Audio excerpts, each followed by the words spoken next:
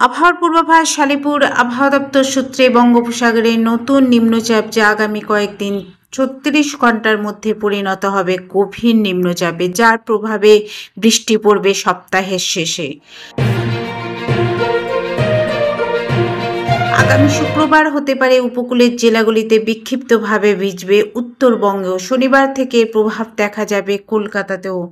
কোন কোন জেলায় ভারী বৃষ্টির পূর্বাভাস রয়েছে এক নজর দেখে নেওয়া যাক।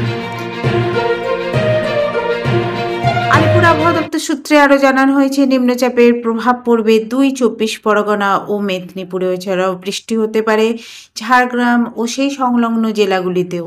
উত্তরবঙ্গে বজ্রবিদ্যুৎ সহ বৃষ্টিপাত দেখা দিতে পারে, বিশেষ করে দার্জিলিং, কালিম্পং এবং পার্বত্য জেলাগুলিতেও বৃষ্টিপাতের পূর্বাভাস রয়েছে। শনি ও রবিবার রাজ্যের প্রায় সব জেলাতেই বৃষ্টিপাত হবে। আগামী ৩ দিনের মধ্যে ফের হাওয়া বদল বাংলায়, তবে ফের রয়েছে বৃষ্টির সম্ভাবনা। শুক্রবার উপকূলের জেলাগুলিতে বৃষ্টির সম্ভাবনা থাকছে আবহাওয়া দপ্তর সূত্রে। আরও জানানো হয়েছে, উত্তর ২৪ পরগনা ও দক্ষিণ ২৪ পরগনা থেকে ২ মেদিনীপুর, ঝাড়গ্রামে হালকা থেকে মাঝারি বৃষ্টির পূর্বাভাস রয়েছে। মঙ্গলবার দক্ষিণ ২৪ পরগনা, পূর্ব মেদিনীপুরেও রয়েছে ভারী বৃষ্টির সতর্কতা। তবে বুধবার রাজ্যের ৭ জেলায় ভারী বৃষ্টির পূর্বাভাস রয়েছে। বুধবার ভারী বৃষ্টি হতে পারে ২ পরগনা ও মেদিনীপুরেও।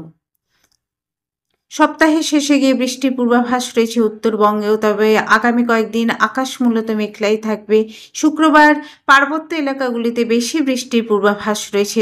কলকাতার আকাশ মূলত মেঘলা থাকবে, তবে জগদ্ধাত্রী পুজোয় বৃষ্টির পূর্বাভাস রয়েছে। আলিপুর আবহাওয়া দপ্তর সূত্রে আরও জানানো হয়েছে, শুক্রবার উপকূলের জেলাগুলিতে বৃষ্টির সম্ভাবনা থাকছে বলে জানানো হয়েছে আবহাওয়া দপ্তর সূত্রে।